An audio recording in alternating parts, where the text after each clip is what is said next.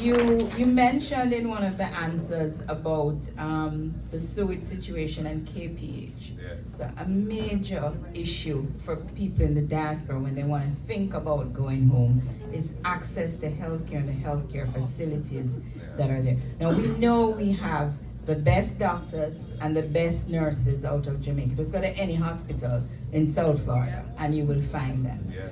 But what does the opposition plan to do in order to deal with these crumbling infrastructures and the poor healthcare facilities that exist in Jamaica?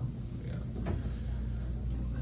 The issue of how the budget for health is being spent is a real issue for us, because what is happening now is that the government is on a major spending binge of expansion of various hospital facilities and so on.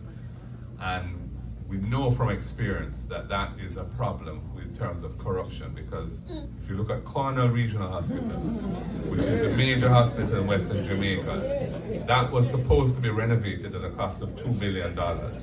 And how many years later, 6 years later, it still can't finish, and the budget gone over $20 billion. Yeah, and and there's been no accountability for that, none. So, when we see these big expenditures in health on new projects, it's of concern to us because we don't like the way they manage those projects. But furthermore, the basics are not being attended to. What do I call the basics? The experience of the average Jamaican when they go into a public hospital and they need treatment and they need to be admitted and they need a bed. Many times they can't see a doctor for hours to be even through the triage process, and then they can't get a bed for days. And many of them have to be on a wheelchair or on a bench or lying on a cardboard or whatever. Yeah. Yeah. So to me, the priorities must be to make the experience of the patient, the public, in dealing with interface in the public health system, treat people with dignity, so that when they go into hospital, they have an experience where they feel that they are being properly looked after. And so the resources need to be allocated in that way. And of course, we also have to focus on some of the chronic diseases that are a problem, hypertension and diabetes and cancers and so on, which are lifestyle influenced, and continue to encourage people to eat healthily, take adequate exercise, don't smoke, etc., etc. And that public health messaging around that needs to be reinforced.